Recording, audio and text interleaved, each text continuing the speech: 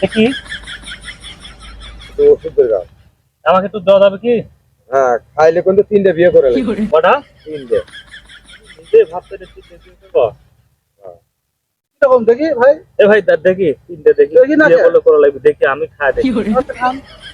শুনেন ভাই, এই যে আমার এই দোস্ত এই গাছটা দিছে, আমি যদি খাই আপনাদের মাঝে আসতে পারি তাহলে মনে করেন ভালো আছে, আর যদি না আসতে পারি তাহলে মনে করেন মরে গেছে, আসতে দিবে না।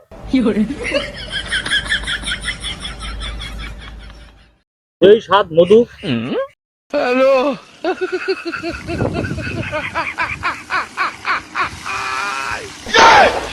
ওরা কেন